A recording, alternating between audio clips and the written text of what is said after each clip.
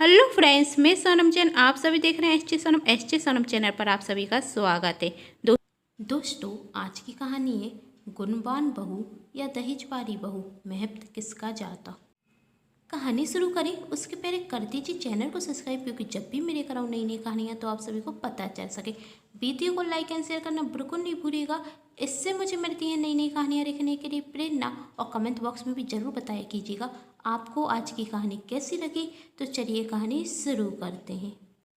आज पिराची की देवरानी सोनारी अपने मायके से आई थी। सोनारी की शादी को अभी 6 महीने ही हुए थे और जब भी वह अपने मायके से अपनी ससुराल आती तो उसकी माँ उसकी सास के लिए नई नई साड़ियाँ और बहुत से तोहफे भेजती, जिसे पाकर सोनारी की सास खुश हो जाती। और आज भी जब वह अपने मायके से आई तो अपनी सास को एक सुंदर सी साड़ी देते हुए कहती, मम्मी जी, यही साड़ी मम्मी ने आपके लिए दी है। साड़ी देखकर सोनारी की सास बहुत खुश होती, क्योंकि वह साड़ी तो बहुत सुंदर थी ही, साथ में पायल बिछुड़ी और साथ में सजने संवरने का सारा सामान दिया था।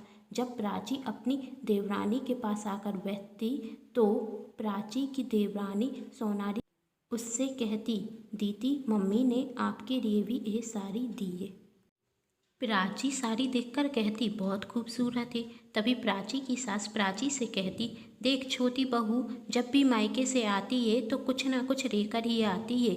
इसकी माँ कभी भी इसे खाली हाथ नहीं भेजती, और एक तू है कि अपने मायके से कभी भी कुछ लेकर ही नहीं आती। देख कितनी सुंदर पायल भेजी है। यह सुनकर प्राची को बुरा लगता और वही कहती, मम्मी जी, जब मेरी भी नई नई शादी हुई थी तो मेरी माँ भी आपके लिए भेजती थी। क्या वह मेरी शादी के 10 साल बाद भी आपको देती ही रहेंगी? प्राची की सास ने कहा, कब दी? 1-2 बार भेजती तो क्या हुआ? सोनारी की शादी को अभी 6 महीने ही हुए हैं। 6 महीने में चौथी बार उसके मायके से मेरे लिए नई नई पायलें आ गईं। और जब पहली बार मायके से आई थी तो सोने की अंगूठी लेकर आई थी। प्राची से और सुना नहीं गया और वह उठकर अपने कमरे में चली जाती और सोचने लगती, मेरे भी मम्मी पापा ने इन्हें देने में कौन सी कमी छोड़ी है। मेरी शादी 10 साल पहले हुई थी और उस वक्त जितना मेरे मम्मी पापा दे सकते थे वही उन्होंने दिया, फिर भी शादी के 10 साल बाद मुझे यह ताने मिल रहे हैं। मेरी माँ भी तो सासू माँ के लिए नई नई साड़ियाँ भेजा करती थी, फिर आज यह सब क्यों?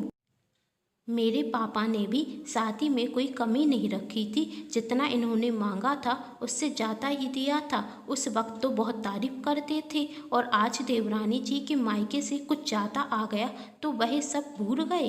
देवरानी जी के मायके वाले बहुत पैसे वाले हैं तो वह तो ज़्यादा दहेज देंगे ही, और वह तो एक रौती बेटी हैं और मेरी तो 2 छोटी बहनें हैं। मेरे पापा को उनकी भी तो शादी करनी है, यह सब कुछ नहीं सोचती। सासू माँ जब देखो देवरानी जी के मायके के आए हुए तोहफे की तारीफ करती रहती हैं। और क्या, मायके से लाया हुआ दहेज ही ससुराल में बहू को इज्जत दिलाता है? उसके गुणों का कोई महत्व नहीं, क्योंकि उसकी शादी को 10 वर्ष हो चुके थे और इस 10 वर्ष में उसने कभी भी अपने सास ससुर को शिकायत का मौका नहीं दिया। उसने अपने अच्छे व्यवहार से अपने ससुराल में ही जगह बनाई थी और अब वह जगह उसकी देवरानी ने ले ली थी ज़्यादा दहेज लाने के कारण। सासू माँ की जब भी तबीयत खराब होती थी तो बेटी की तरह उनका ख्याल रखती थी। हर सास बहू की तरह उनमें भी कभी कभी तू मैं होती थी और सासू माँ चाहे जितने ताने देते, लेकिन आज तक उसने कभी भी किसी से अपनी सास की बुराई नहीं की थी। हमेशा यही कहती थी कि मेरी सास बहुत अच्छी है। लेकिन फिर भी आज उसकी सास ने उसकी देवरानी के सामने ही उसके मायके की बुराई की थी। जब प्राची यह सब सोच ही रही थी तभी उसकी सास ने उसे आवाज़ लगाई, प्राची बहू, चाय मिलेगी आज या नहीं? प्राची रसोई में चाय बनाने के लिए चली गई। तभी उसकी सास ने कहा, बहू, गरम गरम पकौड़े भी बना देना। प्राची ने पकौड़े बनाने के लिए बेसन उठाया ही था कि तभी उसकी 1 वर्ष की बेटी रोने लगी। उसने सोनारी से कहा, तुम पकौड़े बनाने की तैयारी करो, मैं अभी आती हूँ। सोनारी अंदर रसोई में पकौड़े बनाने रखती तभी उसकी सास आकर कहती, अरे छोटी बहू, तू यह सब क्यों कर रही है? प्राची कहाँ गई? तुम गर्भवती हो और इस हालत में यह सब काम करने की तुझे कोई भी ज़रूरत नहीं है। तुम तो जाकर कमरे में आराम करो। तभी प्राची अपनी 1 वर्ष की बेटी को रसोई घर में लेकर आती और प्राची की सास प्राची से कहती, बहू तुझे पकौड़े नहीं बनाने थे तो नहीं बनाती, कम से कम छोटी बहू को इस हालत में परेशान तो मत कर, उसे आराम की ज़रूरत है। तभी सोनारी कहती, नहीं मम्मी जी, पकौड़े दीदी ही बना रही थी, वही तो गुड़िया रोने रखी, इसलिए उन्होंने मुझसे कहा कि मैं बना दूँ। तभी प्राची की सास ने कहा, यह सब तो इसके बहाने हैं तुझसे काम कराने के, और प्राची की बेटी को गोद में लेते हुए कहा, मैं इसे चुप करा देती हूँ, अब तो बनाते तू पकौड़े, तेरे बाबूजी कब से कह रहे हैं गरम गरम पकौड़े खाने के लिए। पकौड़े बनाते बनाते प्राची की आंखों में आंसू आ जाते और वह सोचती, गर्भवती तो मैं भी थी, लेकिन मेरा तो इतना ख्याल नहीं रखा गया था। मुझसे तो कहा जाता था गर्भवती स्त्री को काम करते रहना चाहिए। मैंने भी 2 बच्चों को जन्म दिया है और घर के सारे काम अकेले ही किए हैं, और आज देवरानी जी से छोटा सा काम करने के लिए कह दिया तो उनके स्वास्थ्य पर फर्क पड़ जाएगा। मैं जब शादी कर कर आई थी तो 1 हाथ का घूंघट डालना पड़ता था, लेकिन देवरानी जी बिना सिर ढके यहाँ से वहाँ घूमती रहती हैं। उसे समझ में नहीं आ रहा था आज यह सब नियम कायदे क्यों बदल गए। यही समय का बदलाव था या देवरानी जी के घर से ज़्यादा दहेज आया था इस कारण, या इसका एक और कारण यह हो सकता है कि देवरानी जी को तो हमारे साथ ज़्यादा दिनों तक रुकना ही नहीं है। देवर जी तो शहर में नौकरी करते हैं, इसलिए वह ले जाएंगे देवरानी जी को अपने साथ। 1 हफ्ते बाद प्राची का देवर आता और अपने साथ अपनी पत्नी सोनारी को लेकर चला जाता। सोनारी तो घर से चली गई, लेकिन सासू माँ आज भी अपनी बड़ी बहू प्राची से सोनारी की तारीफ करते हुए थकती नहीं थी, हर वक्त उसकी ही तारीफ करती थी। सोनारी कितना स्वादिष्ट खाना बनाती है, सोनारी के माता पिता कभी भी देने में कंजूसी नहीं करते, सोनारी कितनी सुंदर है। दरअसल सोनारी की तारीफ करते हुए वह प्राची को ताना दिया करती थी। प्राची से अब यह सब बर्दाश्त नहीं हो रहा था, लेकिन वह कर भी क्या सकती थी। कभी कभी तो वह अपनी सास को जवाब दे देती थी, लेकिन इस सब से तो घर का माहौल ही बिगड़ता था, सास बहू में लड़ाई होना शुरू हो जाती। इस तरह 7 महीने और निकल गए और अब प्राची की देवरानी सोनारी का माँ बनने का वक्त आ गया। सोनारी वहाँ पर अकेली थी, इसलिए प्राची के देवर का फ़ोन आया था कि भाभी आप आ जाइए, इस वक्त सोनारी को आपकी ज़रूरत है। प्राची ने कहा, देवर जी मैं आ तो जाती, लेकिन मेरे बड़े बेटे आयुष के पेपर चल रहे हैं और छोटी बेटी के होते हुए मैं सोनारी का ज़्यादा ख्याल भी नहीं रख पाऊंगी। एक काम करती हूँ, माँ जी से कह देती हूँ, वह आ जाएंगी। और जब प्राची ने अपनी सासू माँ से कहा कि आप चली जाइए, तो प्राची की सासू माँ कहती, हाँ हाँ मैं तो चली जाऊँगी, मेरी बहू है तो मुझे तो जाना ही पड़ेगा, तेरी थोड़ी ना कुछ रखती है कि तू जाएगी। प्राची ने कहा, मम्मी जी आप ऐसा क्यों कह रही हैं, हमेशा मैंने सोनारी को अपनी छोटी बहन ही की तरह माना है, लेकिन आपको तो हमेशा ऐसा ही रखता है कि मैं तो सोनारी से जलती हूँ। ऐसा कुछ भी नहीं है, यदि आयुष के पेपर नहीं होते तो मैं चली जाती। सासू माँ ने कहा, अब सफाई देना बंद कर, मैं जानती हूँ तू उसे बिल्कुल भी पसंद नहीं करती, इसलिए तू जाना भी नहीं चाहती, मैं जाकर अपनी बहू का ख्याल रख लूँगी।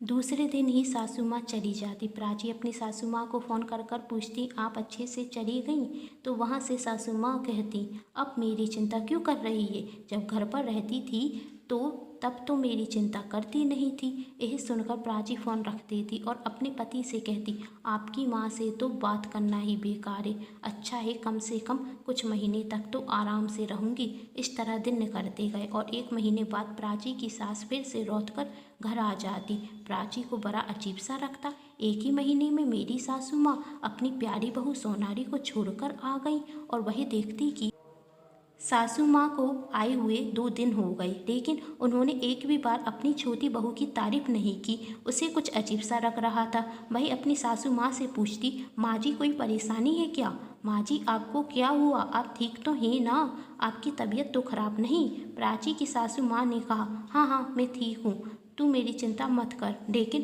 प्राची को कुछ अजीब सा लग रहा था, क्योंकि ना ही उसकी सासू माँ उसे ताने दे रही थी और ना ही अपनी छोटी बहू की तारीफ कर रही थी। इतना तो वह समझ रही थी कि सोनारी के घर पर ही कुछ हुआ है, इसलिए वह अपनी सासू माँ से कहती, माँ जी सच सच बताइए क्या बात है। आप जब से आई हैं, जब से आपने अपनी छोटी बहू की कोई तारीफ ही नहीं की।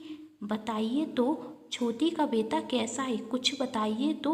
उसकी सासू माँ की आंखों में आंसू आ जाते हैं। वह कहती, बहू तू कितनी अच्छी है और मैं हमेशा तुझे ताने ही देती रहती हूँ, तेरी बुराई करती रहती हूँ, लेकिन तूने आज तक मेरी बुराई किसी से नहीं की होगी। और मेरी छोटी बहू जिसकी मैं तारीफ करते हुए नहीं थकती, वही मेरी बुराई अपनी सहेलियों से करती है। प्राची ने कहा, माँ जी आप पहले शांत तो हो जाइए और मुझे बताइए क्या कहा सोनाली ने आपसे। आखिर मेरी माँ की बुराई कोई कैसे कर सकता है।